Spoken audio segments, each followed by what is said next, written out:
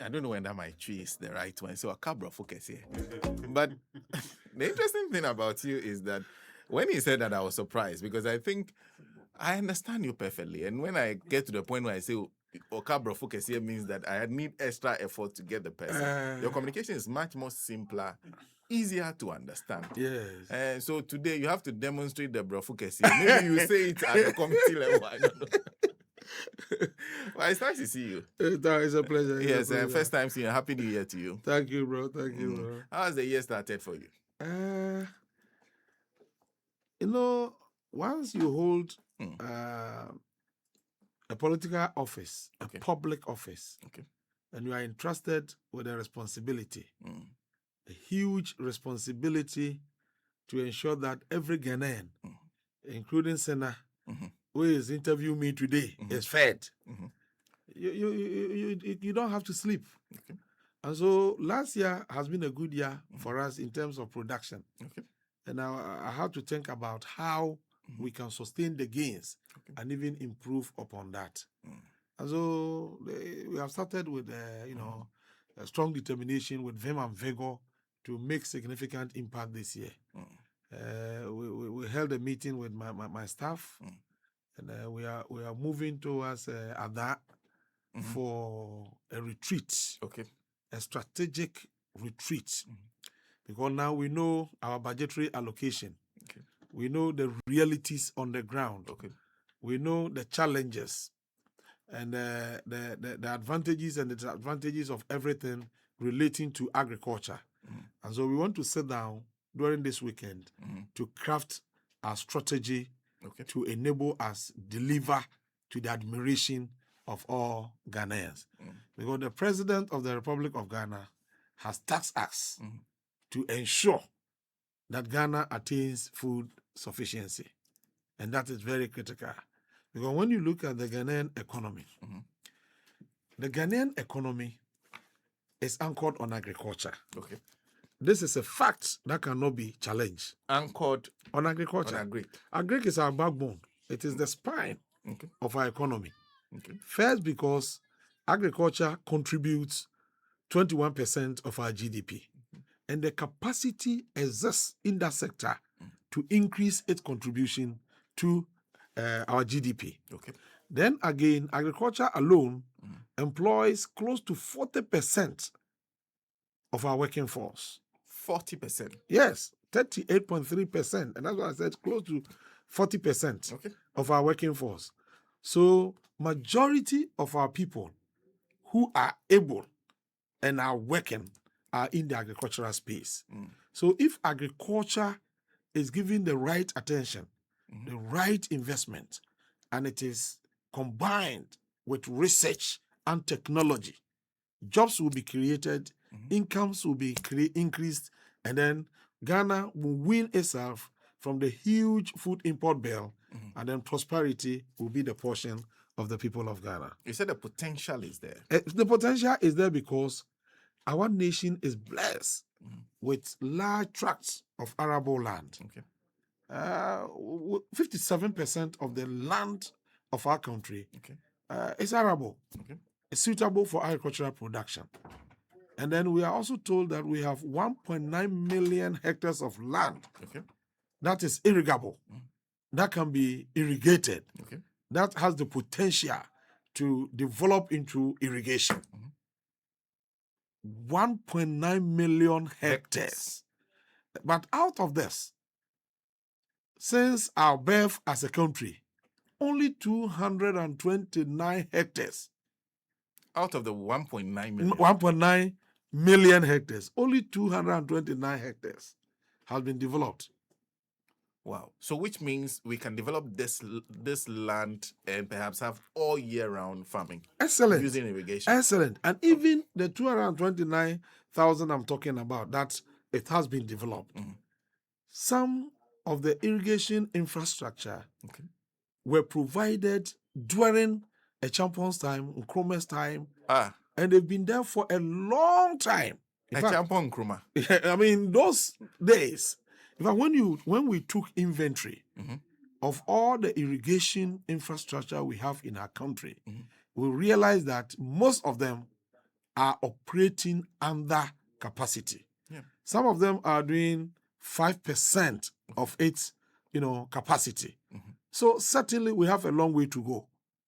For irrigation, it's like we don't have anything at all. For what we have currently, is there a technology up to date? Because if you're talking about a Champo and Nkrumah era, it means that they miss many eras of technology in irrigation. So now you're right. That's why we took the inventory to ascertain what we have and to see how we can modernize and then rehabilitate. Okay. That's exactly what we are doing. So some few months ago, I was in Ashaman. The Ashaman irrigation facility was constructed in the 1960s. 60s? I see. But the potential exists in that enclave to produce onion. Ashaman. In commercial quantities. And they have a very big market for onion and other agricultural produce there. Ashaman's market is becoming an international market. I see. Yes, people from Cote d'Ivoire, from Burkina Faso, from Nigeria, from Niger, a lot of people convert there for Ashaman. And so when the farmers produce the onions and the other vegetables, they don't have problems at all with marketing because the market is big. The demand is huge. What they have to do is to increase production. So that irrigation infrastructure has been awarded. The contractor is almost complete. Oh, there's currently work on it. We want to bring it back. Okay. So that they can be in all year round production. Are you working with the same size of land? The land has been encroached over the years. Oh, I see. The land has been encroached. So we are working on what is available now.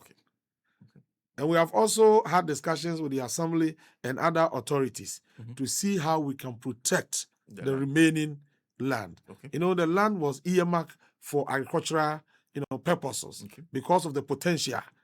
And so we don't have to allow people to use it for residential facilities.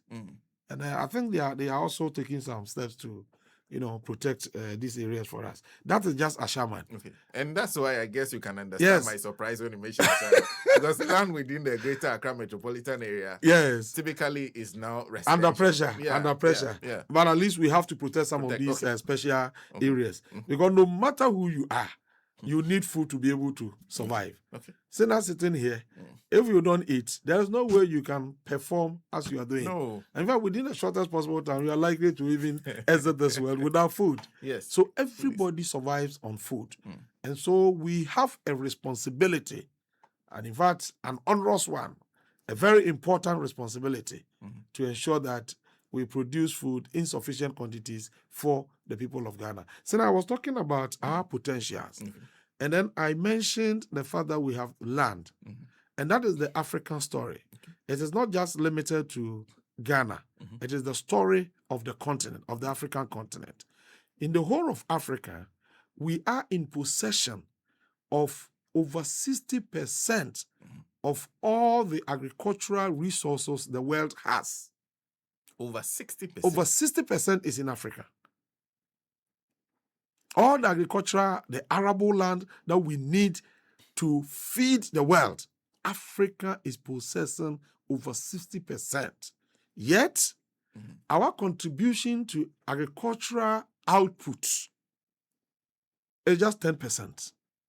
60% of the resources, you are doing 10%.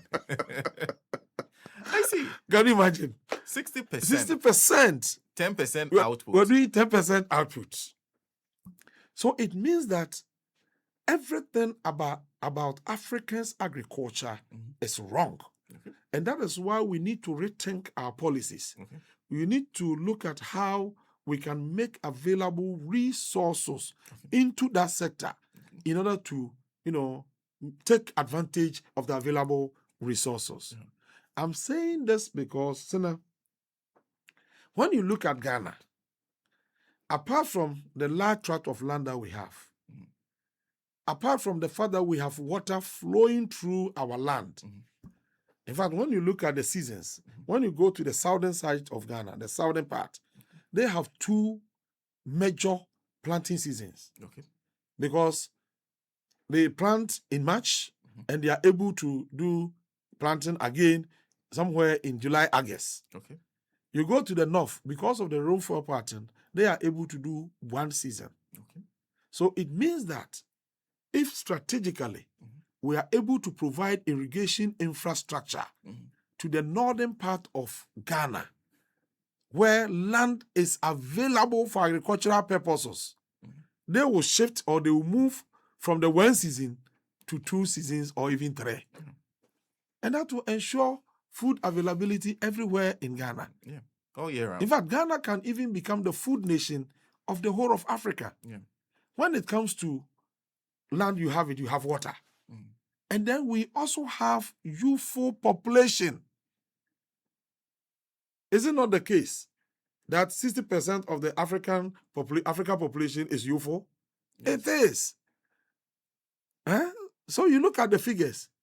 And then Ghana too, we have one big advantage that we are not utilizing. What is that? AfTA. Okay. The Africa Continental Free Trade Area. Okay. The secretariat is located in Ghana. That indicates that to access the African market, you need to go through Ghana. So Ghana is the gateway to the African market. Okay. The African population is around 1.6 billion and is estimated to hit around 2 billion soonest. That is huge. So if you have the resources, you have the market, you have youthful population, and when it comes to technology and research, CSIR of Ghana is one of the best on the continent. Okay. We have Legon, we have KNUST, we have the Technical University of, I visited Technical University, and I saw something I did not believe. It was incredible. What was that? Baobab tree. Okay. Baobab tree is a very useful tree. It can be used to produce so many things. The baobab tree. Yes, medicine, so many things. But when you plant it, it takes 20 to 30 years. Yes. Before it gets to maturity. At the whole university, there is a researcher, a scientist, who together with his team sat down, researched, and they've come out with a variety. A variety of baobab? Of baobab. Okay. That takes less than 3 years to mature. Really? This is a fact. And this scientist is being invited to Liberia. He's invited to US, everywhere to come and help. Yet I am hearing it for the first time. You see, that's why I'm saying that we have a lot of stories that we are not sharing. If we are able to support such research, interventions, for them to commercialize, Ghana will be the beneficiary. And these are the areas that we should be looking at. That is why I keep on saying that agriculture and then science are inseparable. The two must always work together, because every agricultural decision that you take must be anchored on science, on data. But Honorable, haven't we always known that? Because if you go back to basic school, the subject is called agriculture science. So why are we missing that aspect of? Then I also visited KNUST, and I saw something. I thought I was in a different world altogether. Sena, before you plant, you must understand that the soil is made up of nutrients. Okay.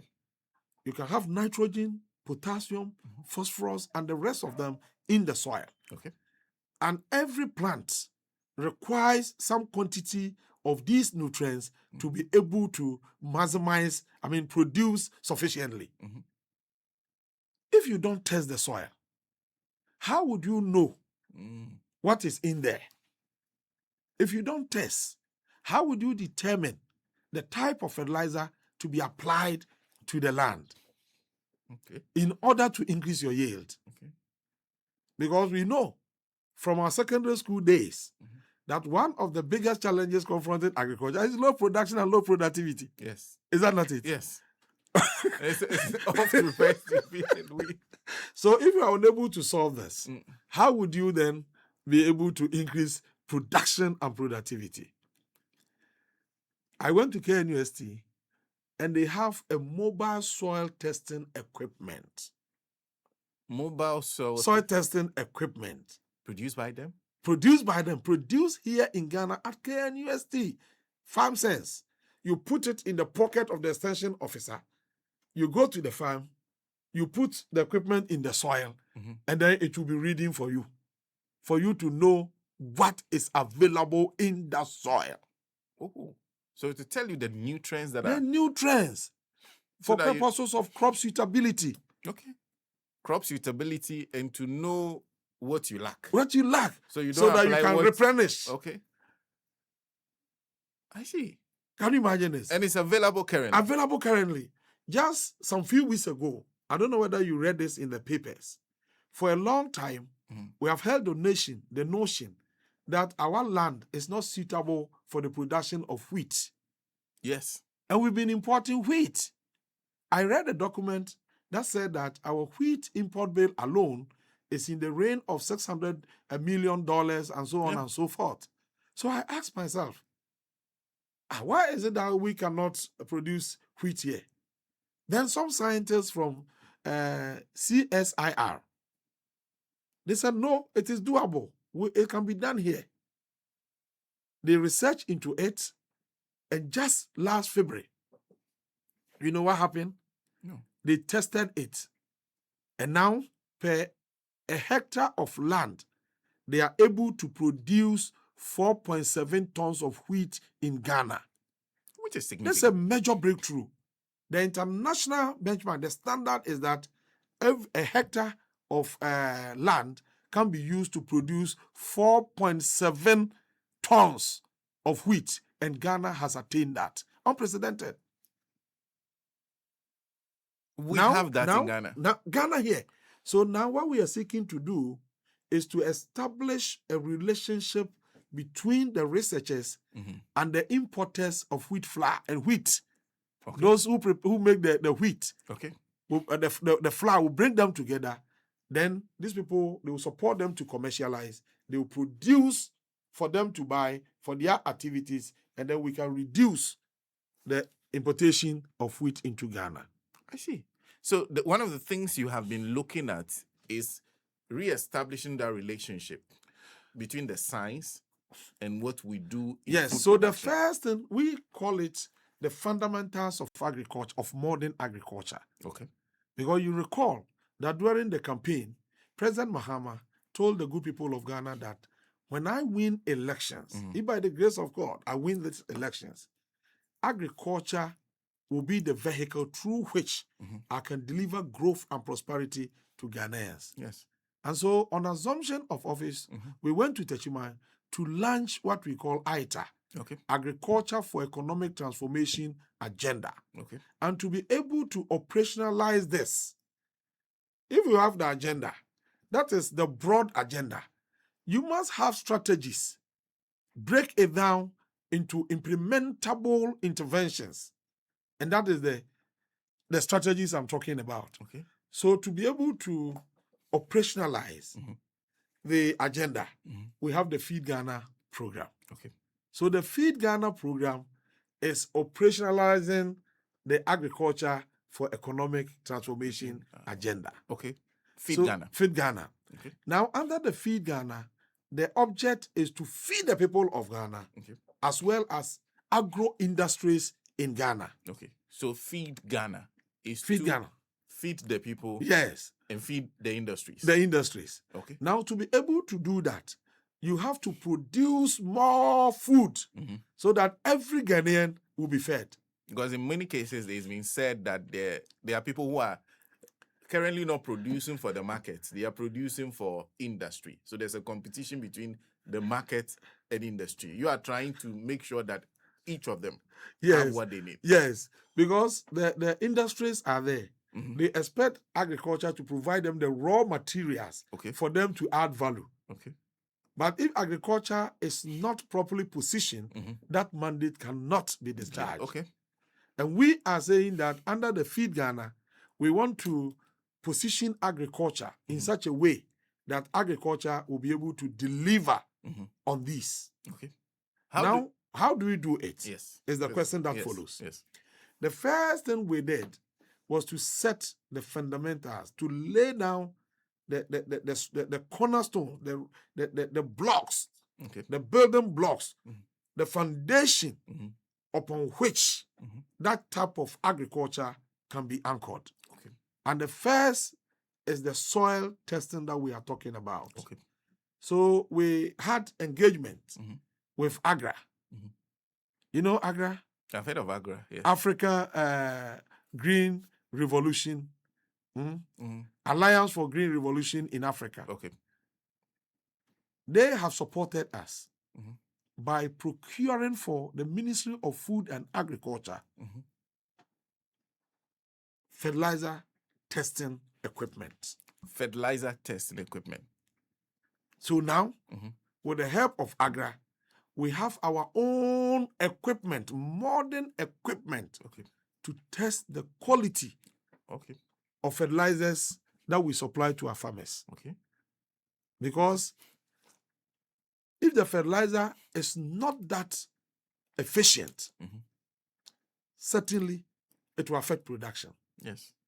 They've also procured for us equipment for the testing of the seed Okay. that we are going to put in the ground. Okay. Because some seeds are imported, Mhm. some are produced Locally. locally. Yes. Now, when you get the seed, you need to know the potency Okay.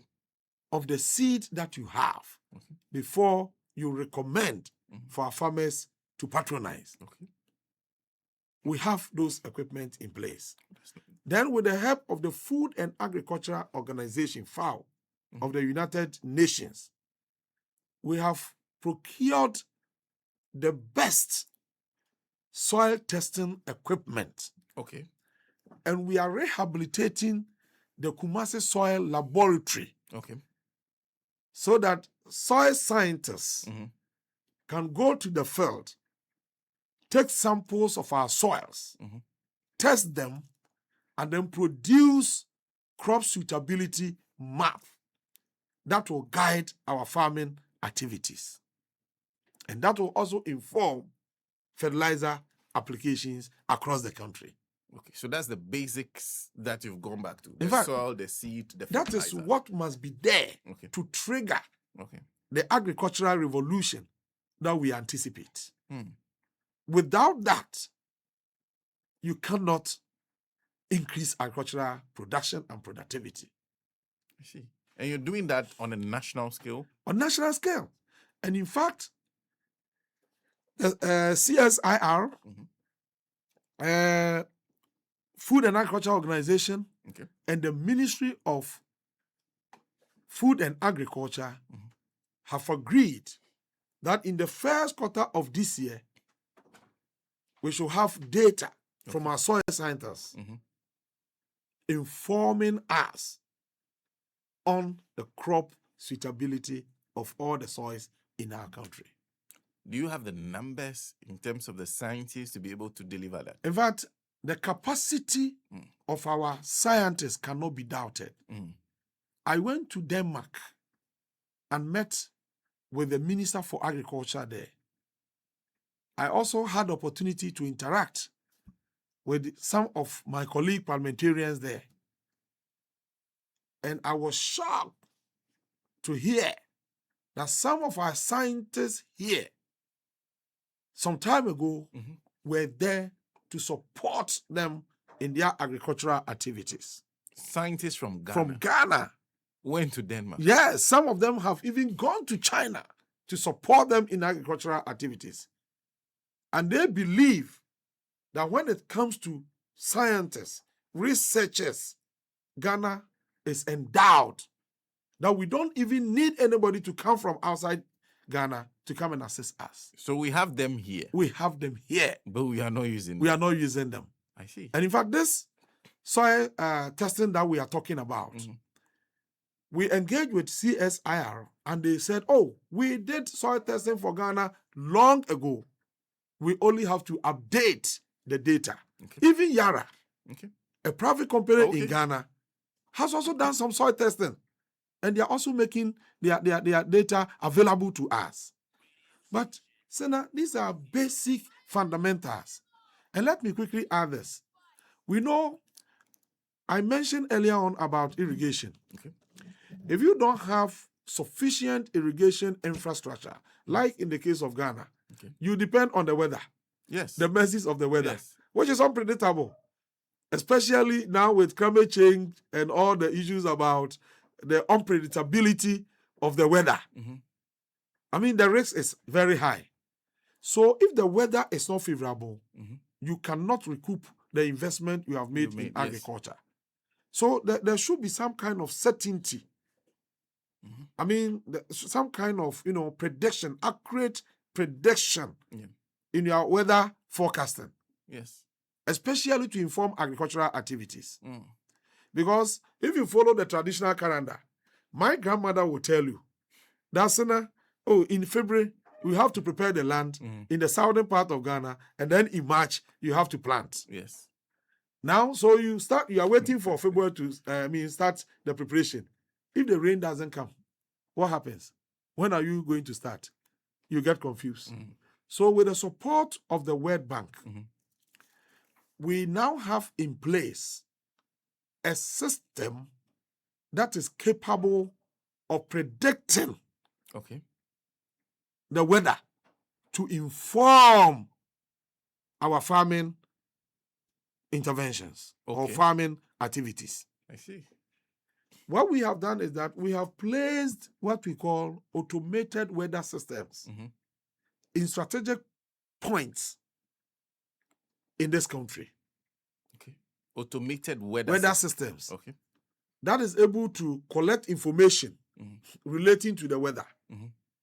And then it will be sent to the center. Okay. For the center to, analyze. Okay. Now, if you do the manual analysis, we are told that the margin of error will be high. Okay. So you need management information system to be able to narrow down the margin of error. Okay. And then ensure some kind of, accuracy in the forecasting. So on assumption of office, we discussed with the World Bank, and we've now procured the management information system. Okay. So when the information is collected and brought to the center, the system is able to analyze and produce the results, which is then communicated to our farmers to guide them in their farming activities. How then do we communicate? Knowing the people you're dealing with in the farming business. Yes. How do you communicate? First, we invited the Minister for Communication, my colleague Sam George, and then we discussed with him. And with the speed of light, I commend my colleague, with the speed of light, he offered us the opportunity to disseminate this through all the networks free of charge. Oh, really? And so our farmers on their phone will receive information relating to the weather. But we know most of our farmers do not have the capacity to read and write. And so when you send them messages, how will they be able to understand? Understand what you sent. So that becomes a difficulty. But there's one foundation that we have laid in this country. We have caused our farmers to constitute themselves into what we call community commodity-based cooperatives. Okay. So our farmers are now into cooperatives. Okay.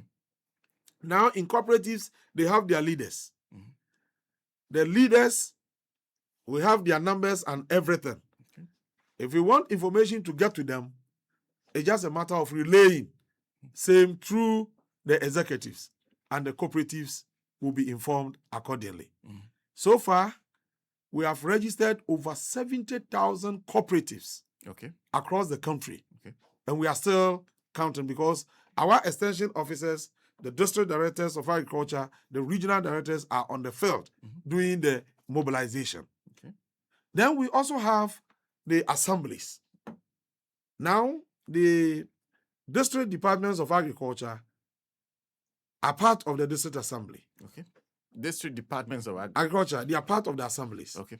And so we can use the assembly members, send the information to the assembly members for them also to help us disseminate. Okay. We can also use traditional authorities. Okay. We can also use the churches, the schools, and then radio stations, local radio stations, and information centers for the propagation of a message of this nature. Okay.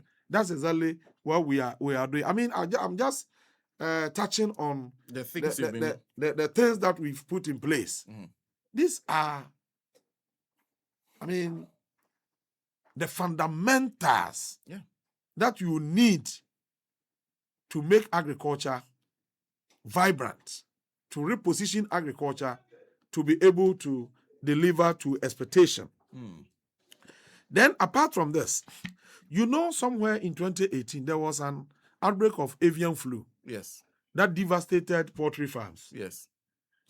Even as you speak, some of the farmers are still litigating over compensation. Yes. Because we do not have insurance on our farms. Yes. And so when you are affected by some of these natural disasters, you carry the cross yourself. This has been the situation. Now, we wanted to learn from this experience and put in place mechanisms to prevent the recurrence of this situation. So together with FAO again, we have developed a system we call IMA Plus. IMA Plus. IMA Plus. Okay. The IMA Plus is a platform, it's an application, a system that is able to detect diseases in the livestock in the early stage. An application that's able to do that? Is able to do that.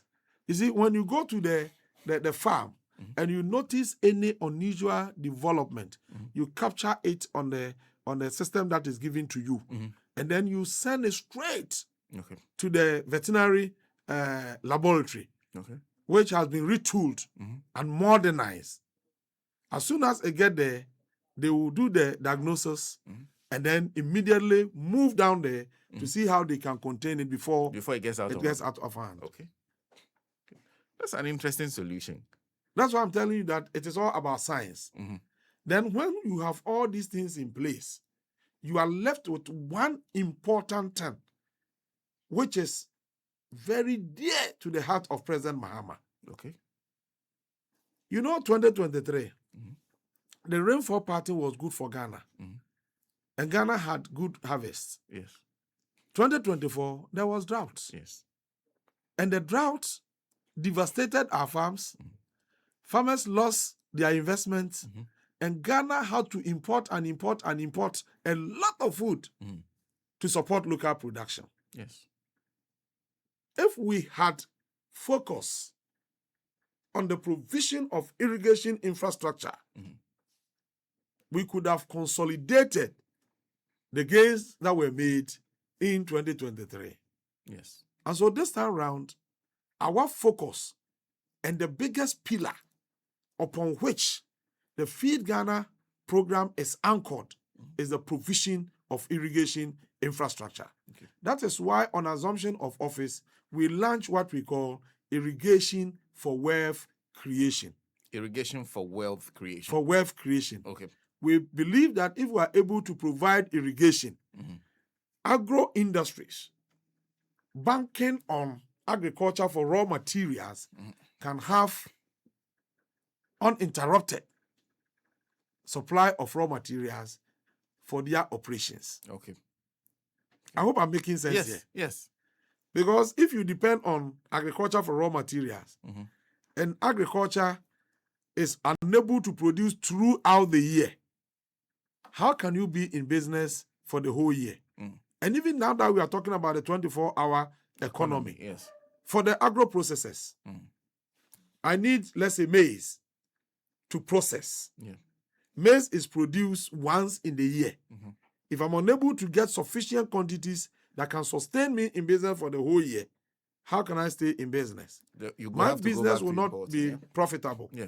If you implement the 24-hour economy and people will have to be in business the whole of the 24 hours, it means that they have to triple their demand for raw materials, and agriculture should be able to do that. Yes. So our strategy is to do more irrigation infrastructure. That is why earlier on at the outset, I talked about rehabilitating the existing one. We are rehabilitating the pond irrigation system. I went there last week. The work is 75% completed.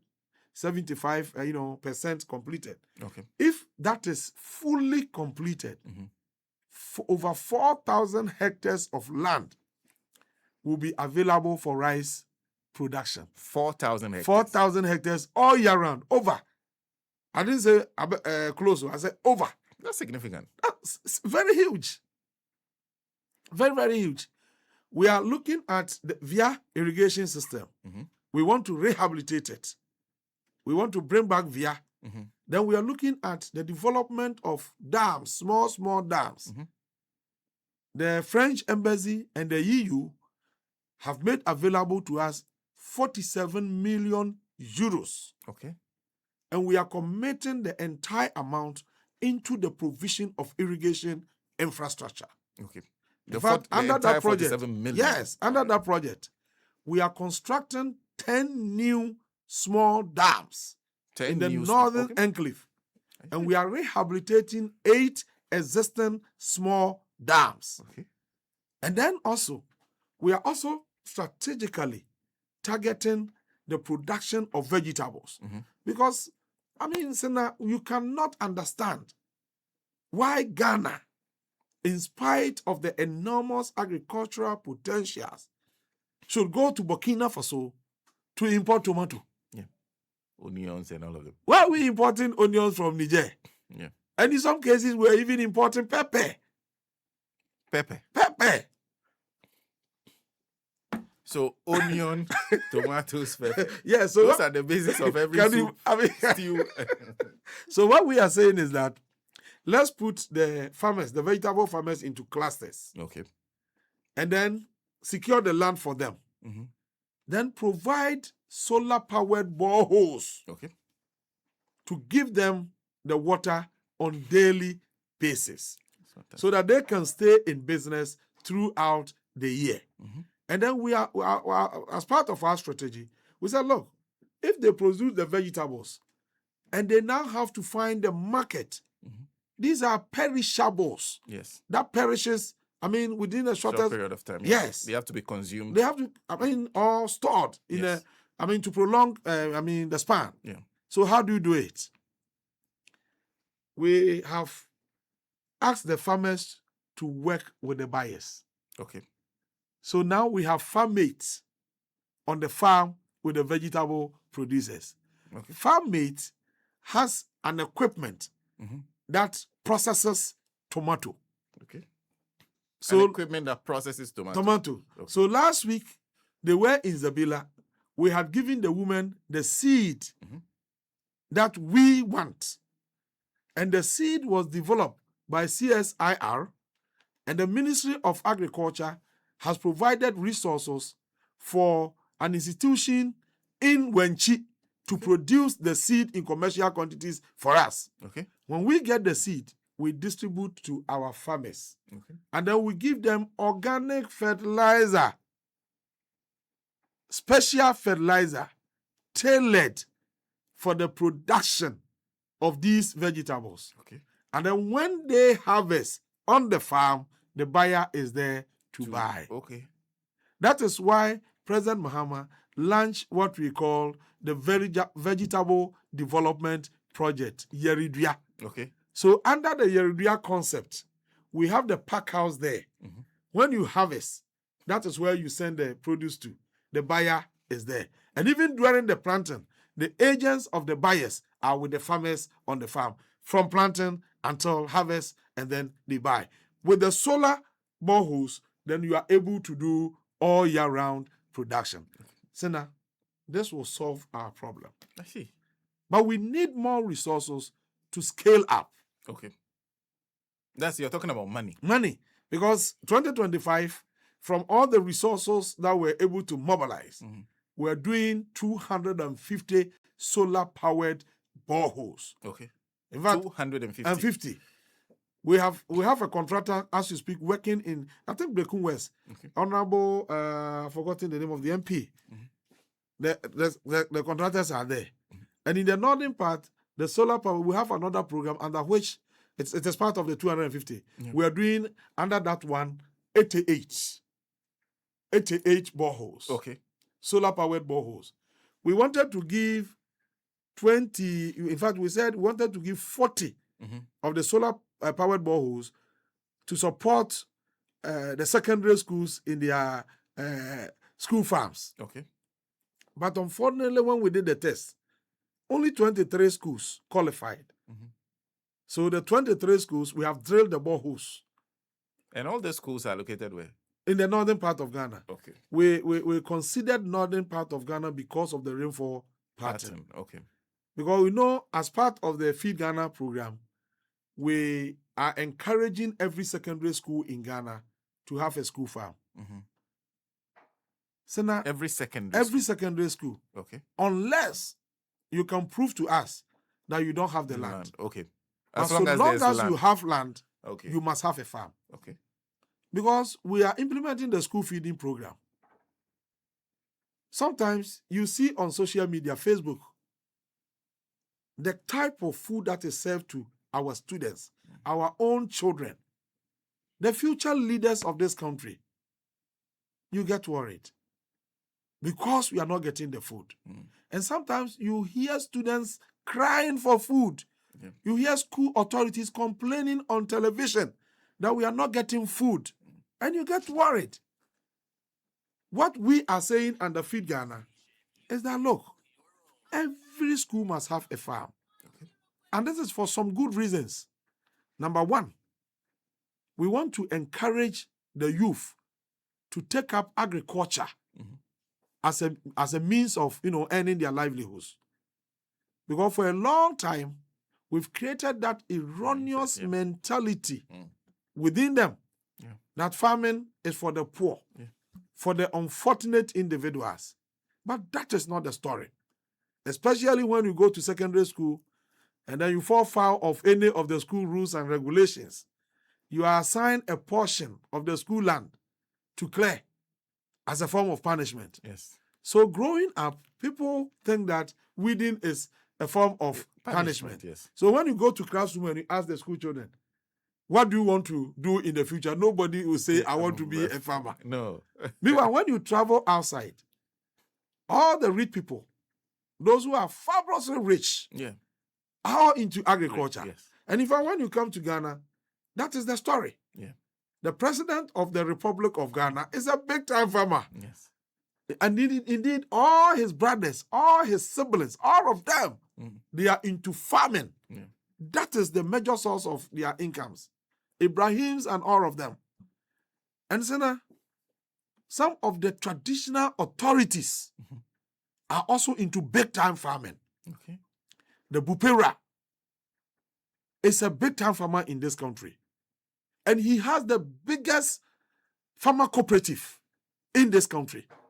The Bupera. The Bupera. You can't believe them. All the chiefs. In fact, Otunfo is a big-time farmer. He has a big mango farm in Nkranza and a pineapple farm. And then all the politicians you see in the suit and ties, majority of them are farmers. Farming, yeah. So you don't know that the Minister for Health is also a big-time rice farmer? That I know. Many of these people, that's where they earn their incomes. But the youth do not know theirs. Your deputy, yourself. As for my deputy, everybody knows him. And his mushroom and then his poultry business. We are all farmers. And the farming business is lucrative. So we want the upcoming generation to understand that it is not only the white-collar job that will give them what they want, but agriculture is the way to go. And that is why we are encouraging them to go to have school farms. Okay. Then apart from that, if you produce maize, tomato, onion from your school farm, it will support your own feeding. So at the end of the day, you improve upon the qualitative aspect as well as the quantitative aspects of the food that is served to the students. Okay. And you think this is not good? It is. So far, we've registered 413 schools. Okay. And all these schools were supported last year to produce something to support themselves. What are you supporting them? In fact, we gave them fertilizers. Mm-hmm. We have an officer in charge of institutional farming. Okay. So we made available some quantity of fertilizer to be distributed to them. Are you monitoring to see whether they actually? Yes, we monitor. Yep. And you recall that during the Farmers' Day, the best secondary school in practical agriculture was awarded with the bus and other things. And even primary school, some schools are also participating in agriculture. I know of a community where the community themselves cleared the land and then planted for the primary school. That is the interest, the enthusiasm we have generated in agriculture today. And in fact, Sana, the one most important thing I cherish so much, and I will not forget, is the fact that agriculture has become what we call the cynosure. Okay. The most talked about today. You see, you hear journalists on their own talking about agriculture. Yeah. You hear footballers participating in the space. Many, many people that hitherto never thought of, participating in agriculture are now interested because of the education, because of the advocacy. The talk about it. And that is good. We have come to the realization that agriculture is the way to go. And that is why, as policymakers and implementers, it is part of our responsibilities to go out there and carry the people along. Because leadership is not only limited to sitting in the offices and then talking about dreams. When you dream, you must also sit down to look at what can be done to actualize the dream. Now, when you settle on the interventions, the critical areas for implementation, that's what we call strategic thinking, strategies. You have to rally the people behind it. I hope I'm making sense. Yes. Because you're not going to do it yourself. And even if you do, you alone cannot achieve your aim. You need the people, you need their buy-in, you need their support. You need them to sacrifice their time, their energy, their resources, everything to make sure it happens. So you rally them behind the strategies. And that is why we must come out to talk. And that is why I'm here. To use your medium to get to the people of Ghana. It's been amazing listening to you so far. There's one thing that I heard from the president. I think the issue of the land banks. And let me borrow from Dr. Percy. Till he died, he always held the opinion that one of the biggest challenges is the insecurity of our land tenure system. That many people who may not have the resources to maybe buy large tracts of land usually hold land that they do not own. So they are unable to invest the small money they have into that land to produce in the quantities they want. How are you addressing that? In fact, that's a very important question. Because when you look at our land tenure system, land is held by families, individuals, and mostly traditional authorities. Yes. In other jurisdictions, where land is held by the state, the state then dictates how it should be used. Yes. And so if you want to go into agriculture, you just have to go to the state. The state is interested and you are given land sufficient enough for what you want to do. In the case of Ghana, that is not the story. And that is why we have introduced what we call the farm banks. The farm banks. And that's why we are talking about the development of agro parks. Agro parks. Just last week, we sent a team to a region, one region, to go and look for some, we needed 1,000 hectares of land for a project. Now, the team came back and said, Nananom have agreed to give the land. to us. And so we need to go through the traditional formalities to get it documented, to get it done, so we can have unimpeded access to the land. And so in all the regions, like it was done in the past, in the past, some governments secured land for agriculture in almost all the regions in Ghana. Over the years, we have seen people encroaching onto our lands. In some areas, we have irrigation infrastructure. They have destroyed the irrigation and they are putting up houses. So now, together with the Ministry of Lands and Natural Resources, we want to secure all our lands and also arrange with Nananum to set aside some strategic areas for agricultural development, so that any investor who comes to invest in agriculture, we as the ministry can lead you to where you can secure the land without much difficulties to be able to do your work. Let me chip in this. When you go to Bator, there's currently a development there. When we assumed office, we saw that there was a private company called BF International in the Bator Enclave producing banana.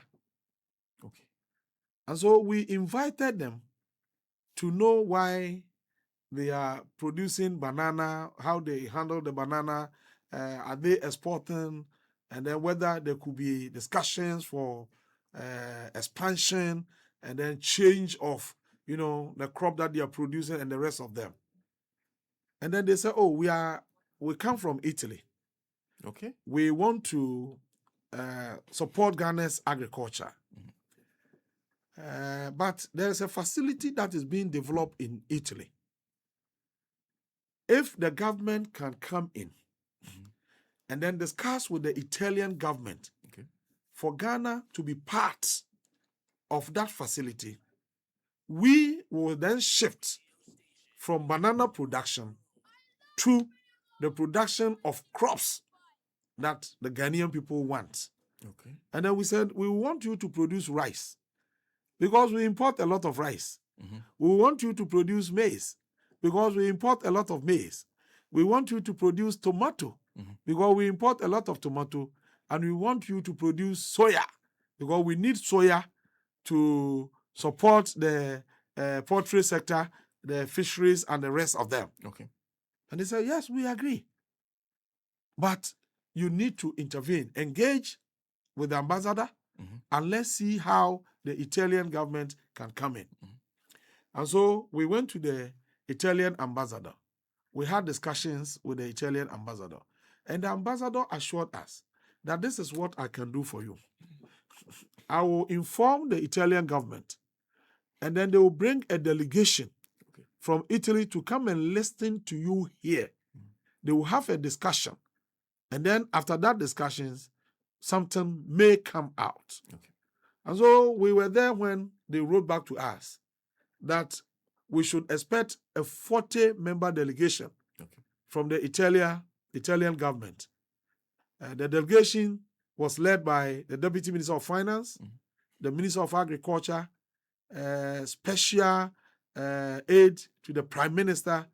Very powerful delegation, and then a group of people from the private sector. We met them in Movenpick, and they wanted us to do a presentation. So we presented our Feed Ghana program, the challenges confronting us, and how we think that with the implementation of our program, we can overcome all the challenges we enumerated. And then we highlighted areas of interest where we want them to come in. Now, when they left us here, the same delegation went to Côte d'Ivoire. They also went to Côte d'Ivoire. They went to Congo and other areas. Now, they went back to Italy, went through the discussions, the presentations and everything, and they said they will work in 3 countries. Ghana, Congo, and one other country. So the three of us, the ministers of agriculture in these three countries, were invited to Italy. We met with the Italian scientific arm for agriculture. They call it Siham Bari. So we went to their school. We saw what they were doing. They took us through a lot of things. And finally, they made available some resources for production. Ghana got 154 million euros. But according to them, the money will be given to their agency here, BF International, to put up what we call a model farm for Ghana. A model farm? Model farm. 10,000 hectares model farm. 10,000 hectares. It's model because the 10,000 acres will be irrigated. And therefore, it will be under production all year round. Now, whatever they produce will be sold here in Ghana. It is only when the Ghanaian people decide that we have gotten enough and that we don't need it anymore that they will explore other markets beyond the boundaries of our country. But why not banana? You see, banana is good. We have others exporting banana in the pond area. But when you look at the major staples, rice, maize, they are the major staples. Everywhere in Ghana, rice is consumed. Our rice consumption is estimated above 1.5 million tons. And production is hovering around 650 tons. So every year, importation of rice around 900,000 tons is brought into this country at a huge cost. But it can be produced here. Now, last year, go to the field and see what has happened. Our farmers have produced rice in quantities we've never seen in this country before. And they are not getting the market. And that is why, for the first time in the history of Ghana, President Mahama has made resources available to the National Food Buffer Stock to move into the market and mop up the excess. Initially, 100 million was given. Within 1 week, the money was gone. 100 million. It couldn't. 200 million has been provided under the 2026 budget. But I'm telling you here, that is something you cannot even, it is infinitesimal. Compared to what is available available to be procured. That is the problem we have today. But we have the assurance. And we are also working with the private sector. We are working with the WFP. Even yesterday, we discussed with the World Bank to mobilize resources for us to clear the glut, buy the paddy, the rice, the maize from the farmers, store them against emergencies. Because as soon as we are able to buy, the farmers will have the resources for reinvestment. Now, if what they produced last year has not been bought, what is the motivation, the encouragement, the incentive to reinvest in production? I see. And me sitting here as the Minister for Agriculture, my fear is this. Today we have it in abundance. If we don't procure and store, and the weather disappoint us going forward, the price that we'll pay will be higher. So you need to store for a time when there might be scarcity. But that is what the Bible says. Have you forgotten the story of Joseph? In the period of abundance, the wise counsel was that buy and store. So that when the weather is unfavorable and people are starving, you will give them the food. 300 million. 300 million Ghana cannot. Wow. Can you imagine one farmer walking to my office and then telling me that I alone, I have 200 bags, 500 bags. This person says 700 bags there. If you want it today, I can deliver. I see. That is the magnitude of the challenge on our hand. For the first time in the history of our country, we've seen farmers crying on social media. We have produced the rice, even the beans. Yeah. We are not getting markets. People have even mentioned maize and other things. So many other things. Yeah. It has never happened in our history. I see. So, and this did not come out of the blue. We spoke a lot. The president spoke a lot. The government embarked on campaign that people must participate in agriculture. Apart from that, we distributed fertilizers free of charge to farmers. And a lot of interventions. Education everywhere. Look at the Farmers' Day we did. The farmers, how we celebrated the day. It's never been so. We want to motivate them. So I'll come back to the lessons that you are learning from your first year. Yes. Now that we influence the second year. But before that, you were a big critic of the Planting for Food and Jobs. Yes. But you did some fantastic analysis Yes. of what they were doing. Yes. As against what you're doing, what's the difference? The difference is that under Planting for Food and Jobs, they were supplying fertilizers and seeds to the farmers to enable them produce the quantities that they want. But in our case, we are looking at the chain in its entirety. We are putting in place the foundations of agriculture. We are bringing to bear on production technology and science. And we are also putting in place mechanisms to buy and store, which is critical. So we are not looking at production alone. We go to production, we say, no, how can we increase production? Yes, give the input to the farmers, but educate the farmers too. Let them be in cooperatives. Give them irrigation. Test the soils for them. So that is just for production. Now, after production activities, how can you reduce the cost of food? How can you bring down food inflation? We are saying that let's fix roles linking farms to the consumption centers. And that is why in the budget, we talked about the construction of the 1,000-kilometer agricultural roads being financed by the World Bank. That is strategic.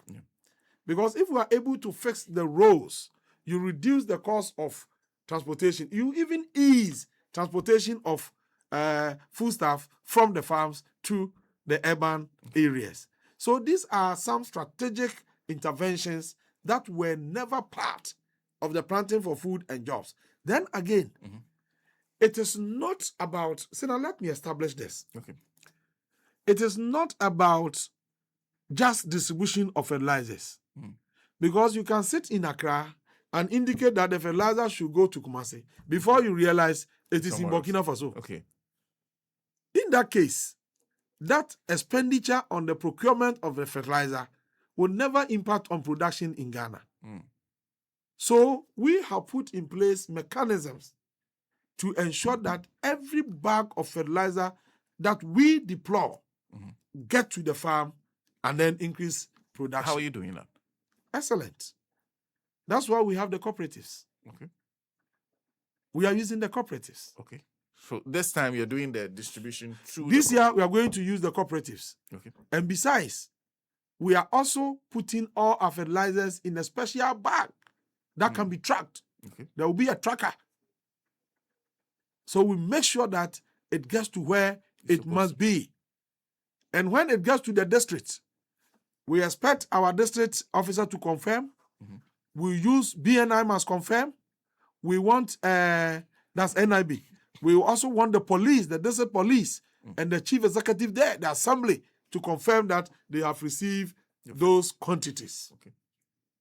And it's gotten to the farmer. And then when it is distributed, we must know the farmers who are the beneficiaries. And the farmers must indicate acceptance. And we have to follow up to verify whether indeed it went to the true farmers. I see. Well, Honorable Agric Opoku is Minister for Food and Agriculture. I will take a quick break. I have one last break to take. When we come back, I'll ask him about Boachi's favorite or pet topic. Nkukon Kiti. We'll be right back. Very interesting, very interesting. Water is life, so let's protect it. Keep it clean from source to cup. Protect our water, drink it up. Safe for all you and me. For a healthy community. Let us be vigilant right from the source. Drinking contaminated water can give us diseases like cholera, typhoid, and diarrhea, and can even kill us. Let's ensure containers are well cleaned with lids before sending them to the pipe stand to fetch the water. At home, let's make sure water storage containers are well cleaned with covers and are placed in a very clean and serene environment. Let's wash our hands with soap and water and the cups before fetching for use. Boiling and treating water makes it more cleaner and safer for drinking. Galamsey destroys our water bodies and gives us diseases like skin cancer and kidney diseases. So let's stop Galamsey now to make water less expensive for you. We at Community Water and Sanitation Agency cares a lot about your water, so let it matter to you and protect it. You can visit any of our branches in your community for more information. This announcement is brought to you by the Ministry of Works, Housing and Resources, Community Water and Sanitation Agency, and supported by UNICEF. Thank you. Nyato mi do to anyato ya Chicago club ro ye ya do amanchinya goglo planyato fi to ti manyo apasa manyo apasa do badu yata mi do to. Fellow Ghanaians and citizens of Omofia, Radio Gold is back. And so is Kokosa reporting. And so it's on Mondays, Tuesdays, Thursdays, and Fridays at 5:30 p.m. And it is the same objective, no nonsense commentary on pertinent religious, social, political, economic, sports issues. So be my guest and bring your advertisements too, even if they send the tax report to come and audit you suddenly. Because you get your results. My name is Efo Daoud Bidan Kosivi Kokosa Achka Akofusi, and I invite you to make a date. It's on Mondays, Tuesdays, Thursdays, and Fridays at 5:30 p.m. See you ever.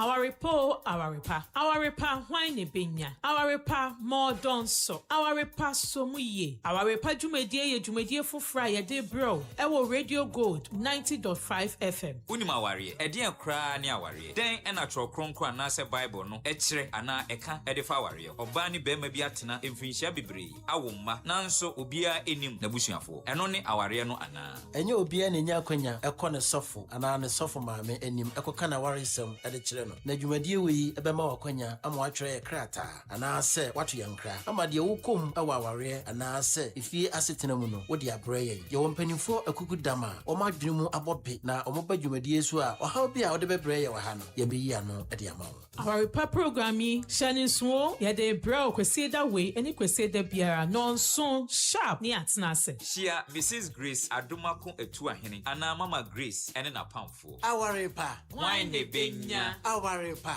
modern so awarepa so muye.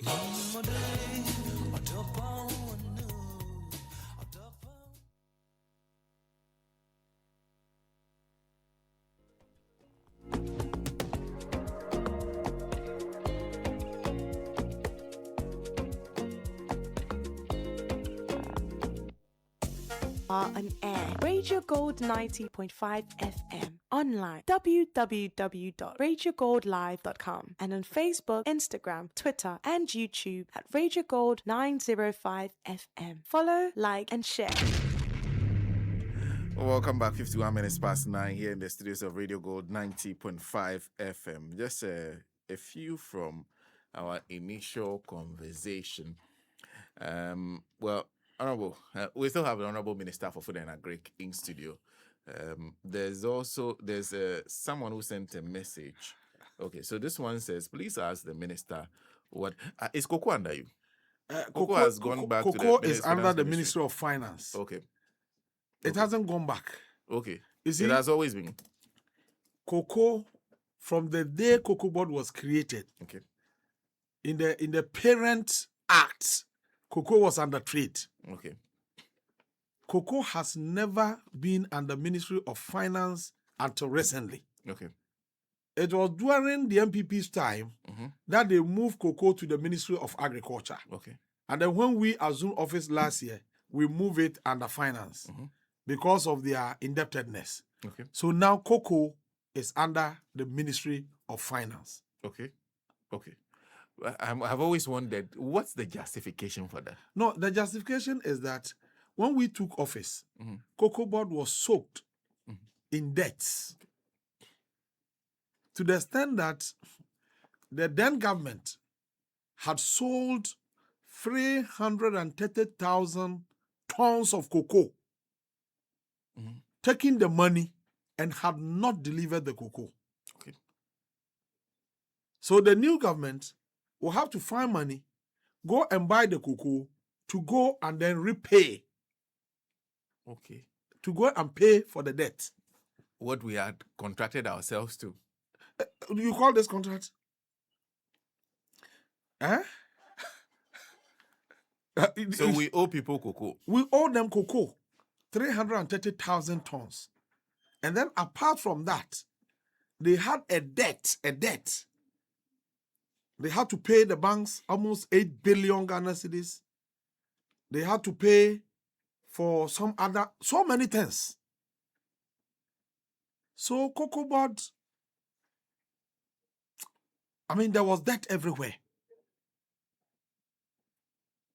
If that is the case, then let's move it to finance. They handle the pairs, the resources of the state, for them to see how they can get Cocoa Board out of the debt. And that is why it is moved to finance. I see. Well, because I was the spokesperson, yes, the minority spokesperson for agriculture and cocoa affairs at the time, and very articulate when it comes to cocoa matters. Wherever I am, people think that I should be the one to talk about cocoa. Well, it's not under you. It's not under me. And I'm not privy to what is happening until the minister tells us that, these are the things that we are putting in place. Or until Cocoa Board comes out to tell us that we are doing A, B, C, D, then we can also join in the explanation. Okay. I see. Now, but I've received a lot of messages. I'm sure people across the country. People keep asking you. This one says, I have two questions for Honorable. Is government doing farming as a state? An example like large cocoa, coconut, and palm plantation farming. The second question is government introducing the free fertilizer to farmers again as they did before exiting power in 2016. And I'll end by congratulating Honorable for working hard to bring food inflation down. But I'll conclude by telling him to do more. We are grateful, Honorable. So, are you doing state farms? State farms now, no. Okay. We haven't started that yet. Okay. But is it on the table? It is something that we have to consider. Okay. Especially in the cocoa sector. Okay. It is a good thing. Personally, I believe in that. State cocoa farms? Yes. Personally, I think it will work. Because when you look at the cocoa production, Ghana was the largest producer of cocoa some time ago. Okay. Côte d'Ivoire came in, they overtook us, and still Côte d'Ivoire is leading. They are still widening the gap. Okay. At some point, they were producing 2.3 million tons, while Ghana was struggling to produce 1 million. And the last 2024, our production was around 500,000. Yes. So you see that we are declining. So we need to put in place some, efforts, some mechanisms to increase cocoa production. You think the state getting in there is one of the best ways? It's one of the best ways because we have the researchers, they are paid. We have the technical people available at Cocoa Board. There are many. If we give them the land and then they are there working, it will work for us. When you come to my constituency, there's a place we call 1,000 Acre. There's a 1,000 acre cocoa plantation. Okay. It is for government of Ghana. It is for demonstration. That's where they do their researches. There are so many things. But we harvest with dry cocoa for government of Ghana. So it is something that can be done. Then there's this one. This one, I'm sure you've seen it many times. People have sent you many of those messages. And please tell the minister that some rice farmers from, Wiesi, Fumbisi, and Sandema area are yet to be paid for their rice. No, their rice is yet to be bought. Okay. It's not the case that we have taken the rice and we haven't You are paid. not paying, okay. Yes, they have the rice, but we have to get buyers for them. That's the problem I was expatiating. Okay. I talked about it. Okay. That they are produced and they are not getting the market. Okay. But we are putting in place mechanism to ensure that people go and then buy it for them. So buffer stock have gone through the procurement process. Some people have been selected. Some millers have been identified. They are being resourced to buy the paddy, mill, bag them, and then send it to the silos and then warehouses for us. That's exactly what we are doing. How much progress have you made with Nkukong Kiti? And Nkukong Kiti, Sena, it's good you have posed this question to me. It appears that many people think that the only policy we have in the poultry subsector is the Nkukong Kiti program. Okay. But Nkukong Kiti is just one of the many interventions that we are rolling out. One of the many interventions. One of the many, except that it is the most popular, intervention. Yes. That's a very catchy name. Yes. Difficult to forget. Yes. Now let me lay the foundation before I respond to the question. Okay. Ghana's poultry sector has a story that is a sad one. Yeah. We consume 400,000 tons of poultry products every year. That's significant. Significant. Yeah. Out of this, Ghana is unable to produce even 30%. Less than 30%. Less than 30%. In fact, in 2022, when you read the 2024 budget that the MPP then presented, they indicated that poultry consumption in Ghana in 2022 was 324,000 tons. Out of this, Ghana was able to produce 15,000. We were not even able to cater for the 24,000 on it. And the 15,000 constituted 4.6%. I see. So we were importing almost 96% of what was being of consumed. our poultry consumption.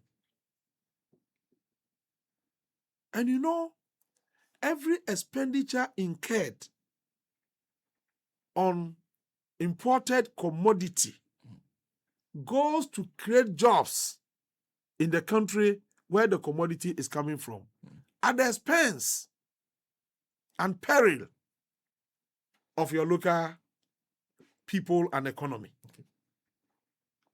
And so, to change the story, President Mahama during the campaign indicated to Ghanaians that I will introduce the Nkukong Kiti program as part of many measures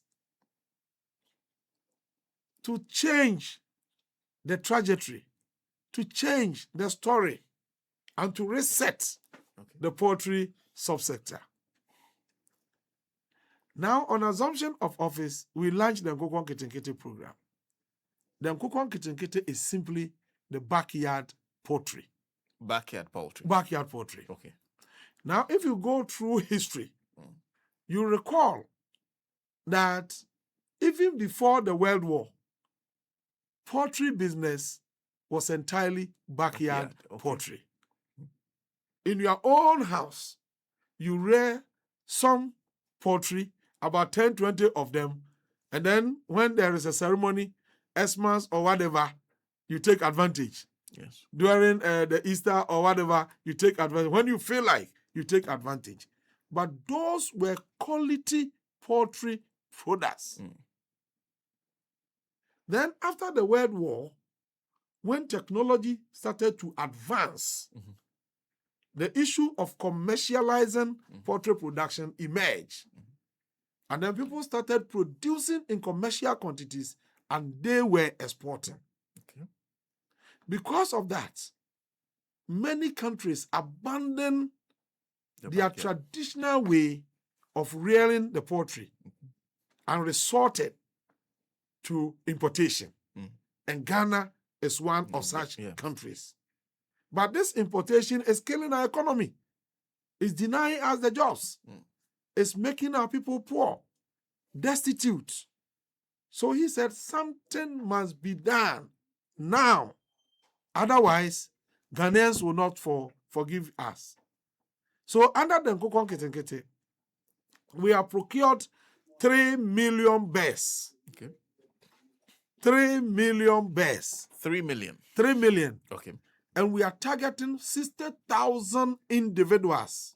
60,000. 60,000. Okay. That's the target. Target. But you have the bears available now? 3 million available. Okay. Every beneficiary will be given 50 bears. 50, okay. So Plus if you the pick me, feed. you give me 50. Yes. Okay. But I, sitting here as the minister, I'm not the one selecting the beneficiaries. Okay. So if I come to you, Honorable, give me 50 bears. I cannot give you the best Okay. because I am not supposed to do the distribution. Okay. We have given forms Okay. to the district assemblies Okay. to register beneficiaries. Okay. Every constituency is to select 200 people across the country, every constituency.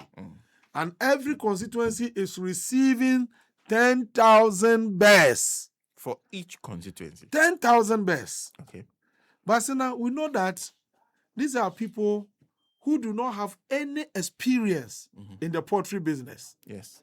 So if you deliver to them the day-old chicks, the mortality rate will be very high. Yes. And if you are not careful, the program will not be successful. Yeah.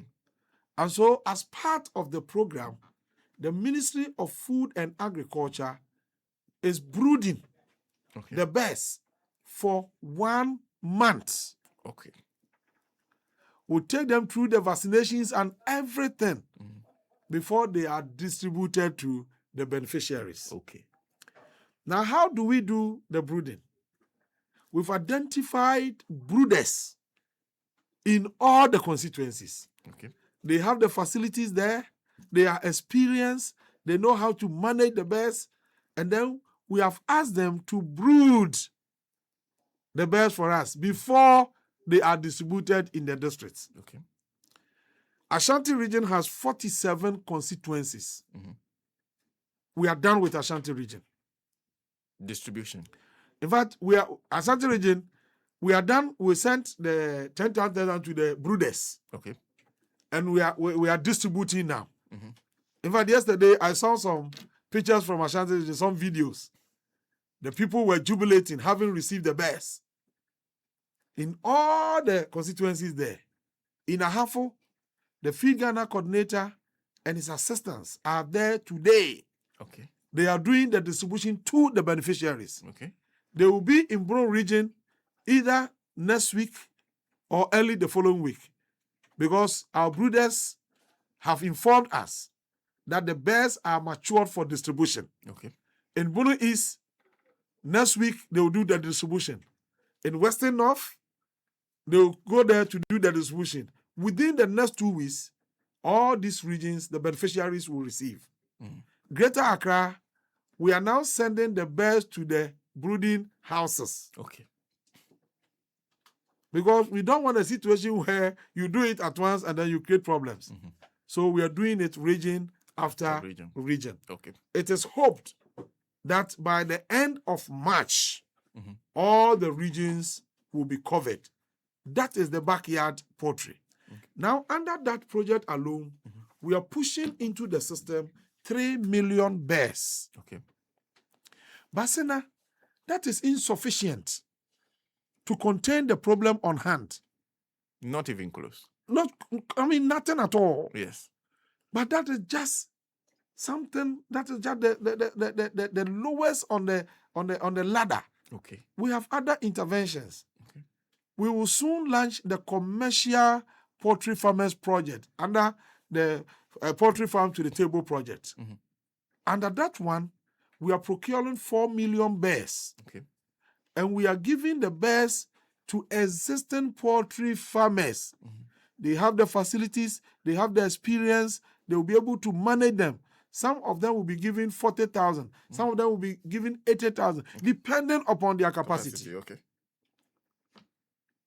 Then the intermediate, though between the two, the medium, small to medium scale producers, we are giving them 1,000 to 3,000, depending upon their capacity. Okay. Those in that bracket too, we are giving them 3 million bears. So altogether will be 10 million. Even that 10 million, to us, it is nothing. That cannot resolve the problem. Okay. But you must understand that we are also campaigning and highlighting the opportunities in that sector for the private sector and those with the business acumen to take advantage of. Okay. You have seen a lot of individuals on their own who have gone into the poultry space, including journalists and footballers. Yeah. And people call me, Honorable Eric, can you come and see my farm? I said, yes, I'll come. Just yesterday, a Mason called me from Lashibi and said, Honorable, I listened to you on radio. Based on that, I've also ventured into that business. As we speak, I have 500 bears. They are ready for sale. Any help? Then I said, good. Let me send you a number. Contact this person. But while doing all these things, we are also bringing in foreign investors. Okay. Foreign investors. We've signed MOUs, and some of the investors have come back. They will move to site within 1 month. In fact, by the end of March, we will want His Excellency the President to move straight to Kintampo area. We are going to establish an integrated poultry farm. It is integrated because it will cover the whole poultry chain in its entirety. And in that one, we are adding something that has never been seen in this country. We call it render machine. Okay. Render machine. Okay. For rendering processes. Okay. What is this render machine? The chicken you see on the market, you don't find the head. No. The feet. No. The feathers. No. Where do they go?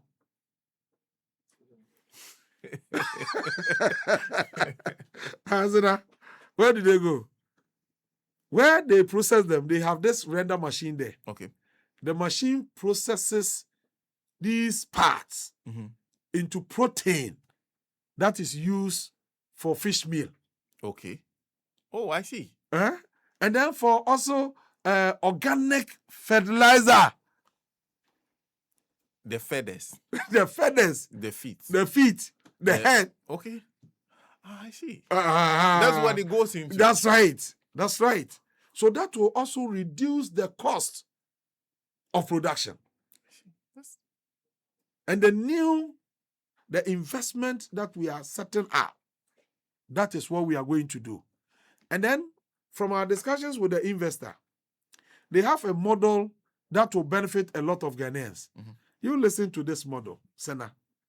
Apart from the company producing the bears, apart from the hatcheries, the parent stocks they are bringing and everything, they believe that their production alone will not be sufficient for their processing. So they will have what we call contract farming agreements with individuals who are interested. If Sena is interested, he has the facility. They will give you the best. They will give you the feed. They will give you the technical support and everything. When you produce, they will buy and then deduct whatever was given to you. So if you can do from the assessment of your facilities, you can do 10,000, they will make it available to you. And this project will take off before March. Oh.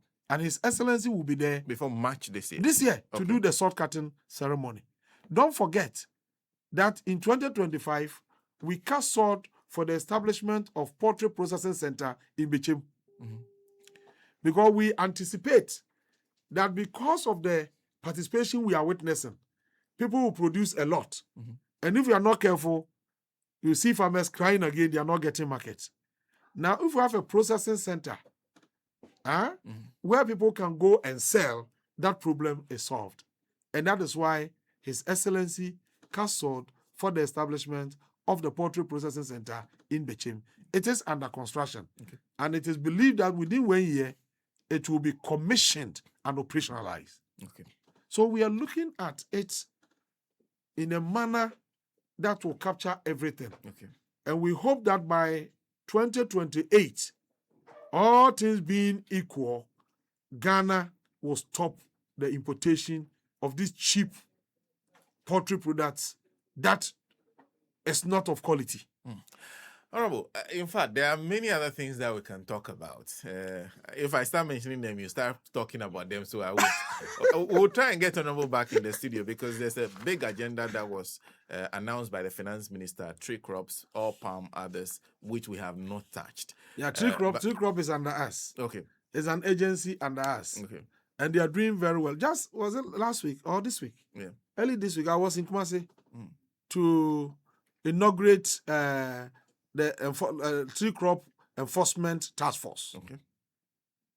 That's progress. Yes. That's progress. This is the first time we're doing it since the law was passed and the tree crop was established. We haven't done that. They have the laws. We are not enforcing them. Now we have 85 people who have been trained from the police training school in Kumasi. They know the laws. They know everything. They are now going to ensure that the tree crop law is enforced. Well, like I said, we'll find time. Please make time for us. Thank you very much. Later this year, Thank we'd you like very to much. continue this conversation. Thank you very much. Quite an enlightening conversation. Yes. So I was telling a friend that somebody asked me this question that I responded. Probably I just want to share with you before I leave. Okay. You see, when you talk about resources, when you look at it on the surface, and then you are considering the quantum, you will say that Sena was given 10 billion. Yes. So Sena can do well in agriculture. Thank you for raising that. Honorable Afanyamaki says you have no money. You didn't get money. Yeah, this what I'm going to say will answer that question. Okay. Sena was given 10 billion. And so whoever hears 10 billion knows that Sena has a lot of resources. Yeah. Because the quantum, it's obvious, 10 billion. Yeah. Now, let's assume that Opoku is given 3 billion. On the surface, you know that 3 billion is nothing. Is that not? Compared to 10 billion. Yes. But it depends on how the money is utilized. If you get 10 billion and it is not prudentially invested,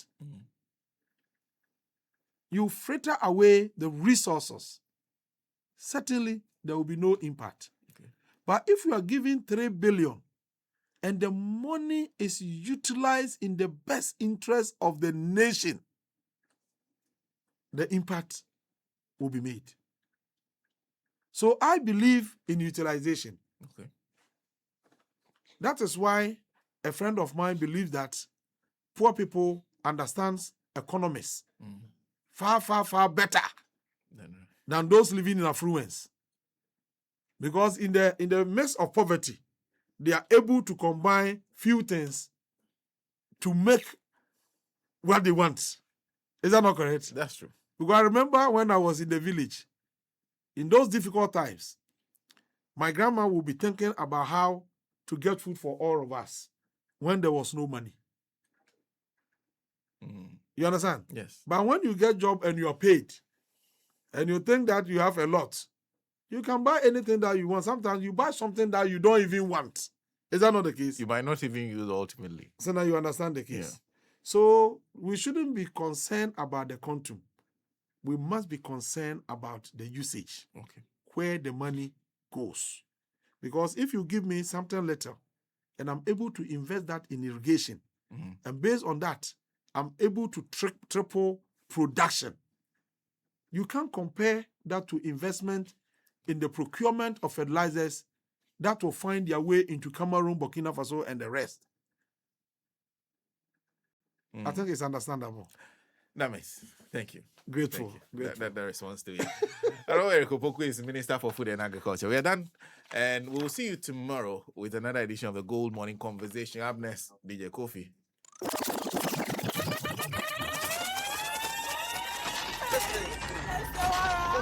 Mr. and Mrs. The man praise the Lord. Hey, Pastor. Hallelujah. The treasure de who sit him here. Then we be on the back according to our future. Hey, Pastor, if we say me kunu fa, me do CB men's capsules. Na me so me no ma de CB women's capsules. What you know?